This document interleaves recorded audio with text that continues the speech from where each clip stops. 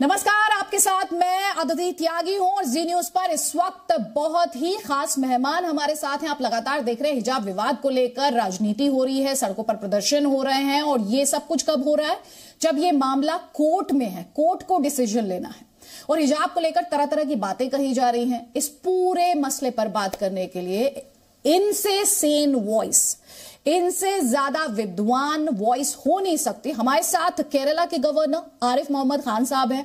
बहुत बहुत स्वागत है सर, जी न्यूज के लिए वक्त निकालने के लिए। सर, इतनी मसरूफियत के बावजूद और इतना बिजी शेड्यूल होने के बावजूद स्वागत है सर। बहुत धन्यवाद आपका। सर, मेरा पहला सवाल आपसे मैं ये समझना चाहती हूँ, आप जानते हैं जब जब इस्लाम को लेकर बातें कही गई हैं, मैं आपके पास आई हूँ और मैंने आपसे कहा है सर आप व्याख्या कीजिए, आपकी अंडरस्टैंडिंग में ये जो दावे किए जा रहे हैं क्या सही है? सबसे पहला सवाल बहुत बेसिक सवाल है सर, ये जो हिजाब को लेकर कहा जा रहा है, कई लोग कुरान का भी हवाला दे रहे हैं, आपकी अंडरस्टैंडिंग में, आपकी नॉलेज में हिजाब, कुरान, इस्लाम का क्या रिश्ता है और क्या इसकी सही व्याख्या की जा रही है इस वक्त? आपने कहा कि कुछ लोग कुरान का हवाला दे रहे हैं। मैं भी चाहूँगा कि मेरी भी थोड़ी शिक्षा हो जाए, अगर मुझे भी पता चल जाए कि कुरान का हवाला क्या है। कुरान का सिर्फ ये लोग नाम लेते हैं, उसका कोई उद्धरण कभी भी नहीं देते, है ही नहीं कोई कुरान का। अब आपने पूछा इसका रिश्ता क्या है? रिश्ता ये है कि दुनिया में जितनी भी धार्मिक परंपराएं हैं और इस्लाम उसमें कंपैरेटिवली बाद की परंपरा है, उनका एक ही उद्देश्य है, इंसानों को सुसंस्कृत बनाना, उनको मुहज़्ज़ब बनाना, उनके अंदर करुणा का भाव, रहम का जज्बा पैदा करना, उनको आदमी से इंसान बनाना, यही सारा मकसद है। ये जो हिजाब का शब्द तो कुरान में, जहाँ तक महिलाओं की ड्रेस, उनकी वेशभूषा का ताल्लुक है, 7 बार हिजाब का शब्द प्रयोग हुआ है कुरान में, लेकिन वो किसी भी जगह महिलाओं की वेशभूषा से के संदर्भ में उसका प्रयोग नहीं हुआ है। उसके लिए जो शब्द प्रयोग हुआ है वो खिमार है। खिमार इसको कहते हैं, ये छोटा भी हो सकता है, बड़ा भी हो सकता है। और कुरान ये कहता है, चूँकि ये ध्यान रखिए, वो सोसाइटियाँ वो थी जिसमें 2 वर्ग होते थे, एक वो लोग जो आज़ाद थे, एक वो लोग जो ग़ुलाम थे। और ग़ुलाम जो होते थे बेचारे, चूँकि वो ख़रीदे हुए होते थे, तो ग़ुलाम महिलाएं होती थी, उनके साथ लोग ये अपना हक समझते थे कि उनके साथ बदतमीज़ी करिए, उनका कपड़ा खींच लीजिए, उनको छू लीजिए, उसको हक समझते थे। तो कुरान ऐसा किसी आज़ाद महिला के साथ भी हो गया, और जब उस पर प्रोटेस्ट किया गया तो छेड़ने वालों ने कहा कि हम तो इसको ग़ुलाम समझे थे। तो कुरान में एक आयत आई जिसमें उन्होंने कहा कि तुम्हारा जो ये खिमार है, इसको अपनी जिलबाब, हालांकि उसका अनुवाद किया गया है कि अपने वक्ष पे डाल लो, लेकिन अगर आप उसका शाब्दिक अनुवाद करें तो जिलबाब कहते हैं महिलाओं द्वारा पहनी जाने वाली कमीज, क्योंकि उसके बारे में यह है कि वो तंग नहीं होनी चाहिए, ढीली होनी चाहिए।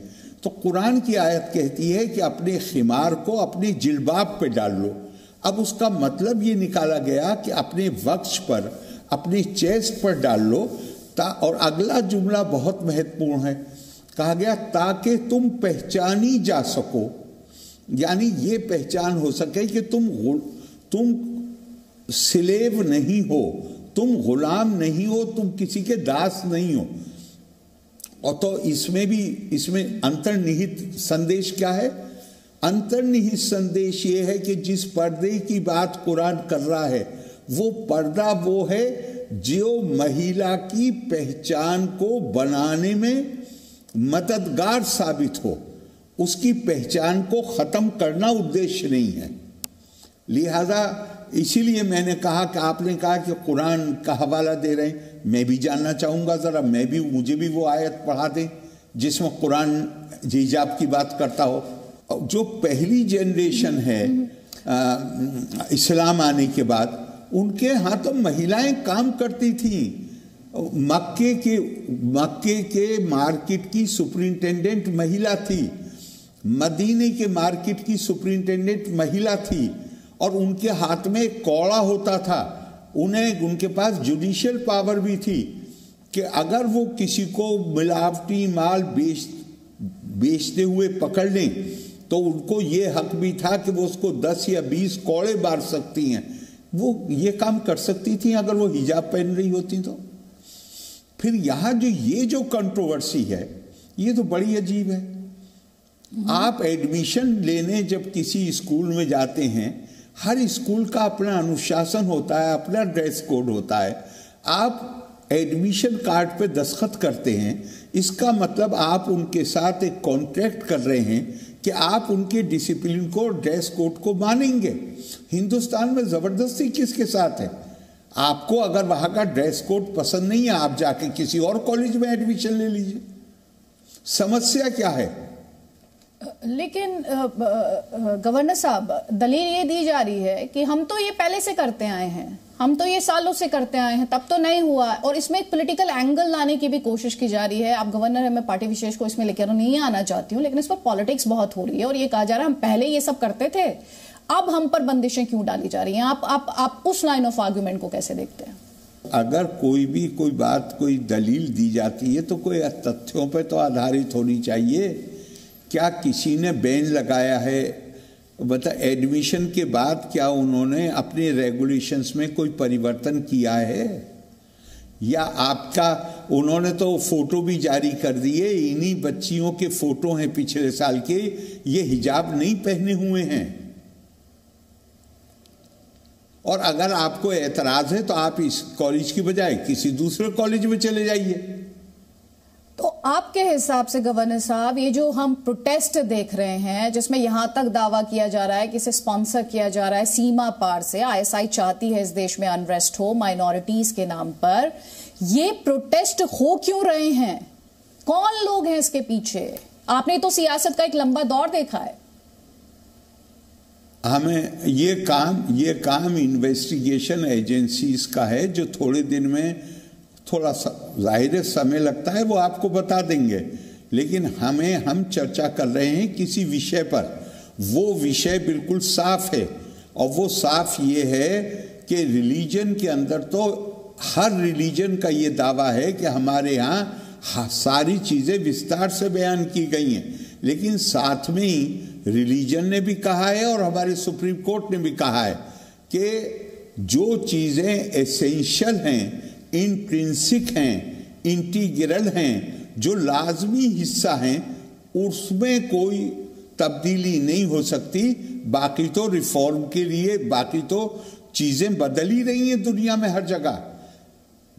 इस्लाम में 5 पिलर्स जो शब्द प्रयोग हुआ है, वो है कि 5 अरकान हैं, यानी 5 स्तंभ हैं, 5 खब्बे हैं, वो बुनियादी हैं। उन 5 में कहीं दूर दूर तक भी, जिसे आप, पहली बात तो हिजाब का शब्द ही महिलाओं का जो वेशभूषा है उसके संदर्भ में प्रयोग ही नहीं हुआ है। लेकिन अगर हम इनकी बात मान लें तो मैं आपसे सवाल पूछता हूं कि अगर इनका बात मान ली जाए कि ये मुसलमान होने के लिए, इस्लाम की प्रैक्टिस के लिए ज़रूरी है, तो इसका नुकसान किसे होगा? जो आज मुस्लिम महिला आईपीएस ऑफिसर है, जिसने एयरफोर्स ज्वाइन की है, जो हमारी सिक्योरिटी सर्विसेज में है, वो सिक्योरिटी सर्विसेज अपनी अदा करेगी हिजाब लगाकर। तो ये एक साजिश है जिसका मकसद है पिछले आज़ादी के बाद से लगातार मुस्लिम पर्सनल लॉ बोर्ड जैसी संस्थाएं, पहले तो वो अंग्रेजी की शिक्षा के खिलाफ थे, लेकिन पिछले 50 साल से उन्होंने पूरी ताकत लगा दी थी कि मुस्लिम महिलाएं घरों से ना निकलें। आज भी उनके फतवे यही हैं, लेकिन पिछले 10-15 साल से कोई भी उनकी बात सुनने को तैयार नहीं है। और मुस्लिम बच्चियां बड़ी तादाद में स्कूलों में जा रही हैं, कॉलेज में जा रही हैं, यूनिवर्सिटी में जा रही हैं।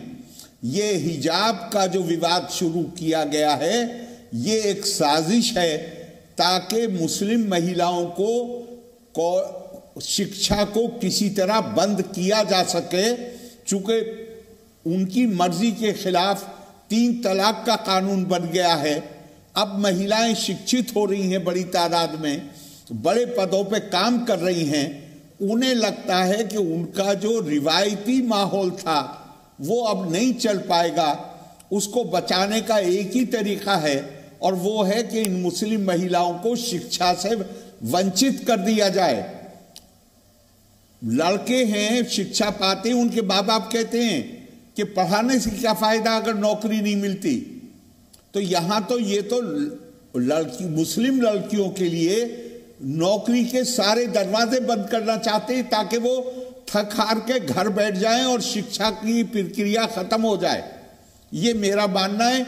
इससे ज्यादा इन लोगों के साथ में बहस नहीं करना चाहता। आप उन बच्चियों से क्या कहेंगे जो इनकी बातों में आ रही हैं, जो कहती हैं हिजाब इज माय डिग्निटी, हिजाब इज माय प्राइड? हिजाब का मतलब होता है डिसेंट, शालीनता के साथ वेशभूषा पहनना। ऐसी वेशभूषा पहनना जो अनावश्यक तौर से किसी को आपकी तरफ आकर्षित ना करे। चेहरा ढकना, जिसे हिजाब कहा गया है, अपने आप अपनी आइडेंटिटी को छुपा लेना, उसको हिजाब नहीं कहा गया इस्लाम में। इन बच्चियों से मैं एक ही बात कहूंगा, पिछले 3 महीने में मैंने 4 कॉन्वोकेशन एड्रेस किए हैं। केरला में गवर्नर, आमतौर से सभी जगह हमारे यहाँ गवर्नर ही चांसलर होता है। हमारे यहाँ 15 यूनिवर्सिटियाँ हैं। पिछले 3 महीने में मैंने 4 कॉन्वोकेशन अटेंड किए हैं और मैं हैरत में रह गया हूँ कि 73% से ज्यादा अवार्ड और मेडल महिलाओं ने जीते हैं। और वेटरिनरी यूनिवर्सिटी, जहां मेरा ये ख्याल था कि यहां पे महिला छात्रों की तादाद कम होगी, वहां पर अवार्ड जीतने वालों में पुरुष केवल एक था, एक लड़का था। बाकी सारे अवार्ड महिला छात्राओं ने जीते। और उस यूनिवर्सिटी में 75% से ज्यादा छात्र लड़कियां हैं। मैं ताज्जुब में रह गया। आपको जानवरों से डील करना है, जानवरों के ऊपर आपकी रिसर्च है, काम है। अब ये लड़की हिजाब लगा के जानवरों से डील करेगी? क्या कहना क्या चाहते हैं आप? आज लड़कियों के लिए डिफेंस, नेवी, एयरफोर्स सब खोल दिया गया है। तो हमारी जो मुसलमान फाइटर जेट को उड़ाने वाली पायलट मुसलमान लड़की होगी, वो हिजाब लगा के बैठेगी उस पर। ये लोग कहना क्या चाहते हैं? लड़कियों को उन्होंने लड़कों को पीछे छोड़ दिया है already. They are much ahead of the boys. उनको अपनी इसी मेहनत के साथ अध्ययन करना चाहिए और आगे बढ़कर वो इस लायक बनेंगी कि वो समाज की और देश की सेवा कर सकें। उससे उनका भी नाम होगा, उनके परिवार का नाम होगा, उनके देश का नाम होगा। गवर्नर साहब, आपकी बातों में इतना हौसला और जज्बा है कि कोई भी इंस्पायर्ड फील करता है, और इसीलिए जब इस तरह के सवाल आए तो मैं आपके पास आई हूँ। यूएसए को क्या कहेंगे? यूनाइटेड स्टेट्स ऑफ अमेरिका से आप क्या कहेंगे? वो तो भारत को लेक्चर दे रहे हैं। वो तो भारत से ये कह रहे हैं कि रिलीजियस फ्रीडम का मतलब होता है कि जो भी कोई रिलीजियस अटायर पहनना चाहे वो उसे आजादी होनी चाहिए। हर चीज, ये जिंदगी जी जाती है कुछ सब्र करके, बर्दाश्त करके, कुछ बातों को नजरअंदाज करके।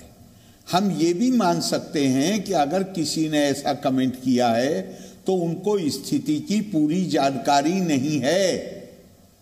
हम उनको जानकारी कराएंगे।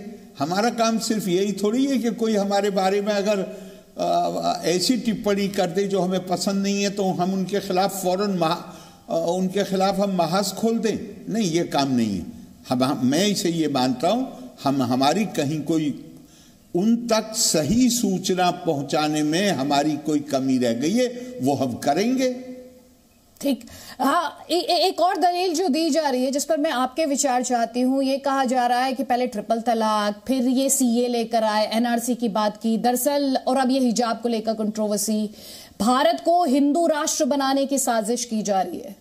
अच्छा, तो मैं भी यही कह रहा हूं, असल तकलीफ ये है, मैंने तो आपको पहले ही कहा, असल तकलीफ ये है 3 तलाक खत्म हो गई। असल तकलीफ ये है कि मुसलमानों ने पर्सनल लॉ बोर्ड जैसी संस्थाओं की बात मानने से इनकार कर दिया, और आज आपको रिमोट एरियाज में जाइए, दूसरी बच्चियों की तरह मुस्लिम बच्चियां भी 4-4, 5-5 किलोमीटर साइकिल चला के कॉलेज जा रही हैं। वो इसको रोकना चाहते हैं। हम चाहते हैं कि ये न सिर्फ बढ़े, बल्कि हम ये चाहते हैं कि किसी भी बच्ची को 5 किलोमीटर साइकिल न चलानी पड़े, उसके घर के नजदीक में ही शिक्षा की सुविधाएं उपलब्ध होनी चाहिए। वो शिक्षा रोकना चाहते हैं। इन्हें ना हिंदुत्व का पता, ना सेकुलरिज्म का पता। ये असल में खुद सेकुलर नहीं है। अगर ये सेकुलर होते तो ये शाबानों को मिलने वाला जो कुल 250 रुपए थे, उसको ये रिलीजन के नाम पे उसका विरोध करते।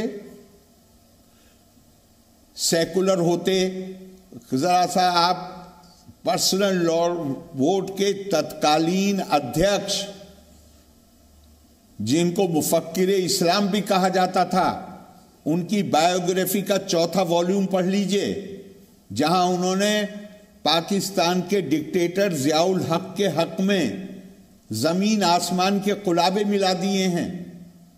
ये अपने जो देश हमारे लिए इतना बड़ा दुश्मन है और जिसने तानाशाही वहां कायम की, ये उसकी इस तरह तारीफ करते अगर सेकुलर होते तो। इनके ये जो बातें कहते हैं, उनको उसी घृणा, कंटेम्प्ट के साथ ट्रीट करना चाहिए जिसकी वो अधिकारी हैं। इनके सीरियस जवाब देने की आवश्यकता नहीं है। आप बस ये बताएं, क्या यूनिफॉर्म सिविल कोड का वक्त आ गया है? आपको लगता है होनी चाहिए? मेरे ख्याल से ये बहस गलत है। संविधान ने हमारे ऊपर ये दायित्व डाला है कि देश के अंदर यूनिफॉर्म सिविल कोड होना चाहिए, लेकिन हमारे देश में विभिन्न आस्थाएं, बहुत आसान काम है बनाना। कानून के जरिए ना हम किसी को इस काम के लिए मजबूर करेंगे कि हम कहें कि तुम ऐसा काम करो जो तुम्हारी धार्मिक आस्था उसकी इजाजत नहीं देती, ना हम किसी को रोकेंगे ऐसा काम करने से जो उसका धर्म कहता है ये काम तुम्हें करना चाहिए। यूनिफॉर्म सिविल कोड का मतलब यूनिटी पैदा करना नहीं है, यूनिफॉर्मिटी पैदा करना नहीं है। उसका केवल एक मकसद है कि शादी के नतीजे में, विवाह के नतीजे में जो अधिकार और जो जिम्मेदारियां आती हैं वो समान हों। आज हिंदुस्तान में 70 साल से भी शायद ज्यादा हो गए हैं, हिंदू कोड बिल लागू है। क्या उसने वो तमाम लोग जो हिंदू कोड बिल में आते हैं, क्या उनके अंदर हर चीज की यूनिफॉर्मिटी हो गई? नहीं। रिचुअल अलग हैं, कस्टम अलग हैं, किन रिश्तों में शादी होती है वो अलग हैं। इसका मतलब ये हरगिज भी नहीं है जो दुष्प्रचार किया जाता है कि यूनिफॉर्म सिविल कोड का मतलब होगा धार्मिक आस्था में दखल देना। नहीं, हरगिज नहीं। एक ऐसा कानून जो केवल नागरिक अधिकारों को सुनिश्चित करेगा, जिम्मेदारियों को सुनिश्चित करेगा। जहां तक आस्था का प्रश्न है, ना ऐसा काम करने के लिए कहा जाएगा जो आपकी आस्था मना करती हो, ना ऐसा काम करने से रोका जाएगा जो आपकी आस्था आपको कहती हो। और ये मेरे और आपके बहस का मामला नहीं है। वो लोग जो यूनिफॉर्म सिविल कोड का विरोध करते हैं, उन्होंने भी संविधान की शपथ ली है और उस संविधान में यूनिफॉर्म सिविल कोड को जल्द से जल्द लागू करना, इसकी जिम्मेदारी हमारे ऊपर डाली गई। सारी विचारधाराएं रखिए, लेकिन हम बुनियादी तौर पर भारतीय हैं। हमारी अपनी एक सोच है, हमारी एक अपनी समझ है, हमारा अपना एक तरीका है, हमारी एक जीवन शैली है। वो जीवन शैली आज साबित हो गया है, पूरी दुनिया उसकी तरफ आ रही है। इसलिए हमें बहुत विनम्रता के साथ, बहुत समझदारी के साथ आगे बढ़ना है, ताकि भारत को दुनिया में अपना वो स्थान मिल सके जिसका वो अधिकारी है। Thank you so much sir, thank you so much. जय हिंद सर, thank you so much, I really appreciate your time. जय हिंद, जय हिंद, जय हिंद।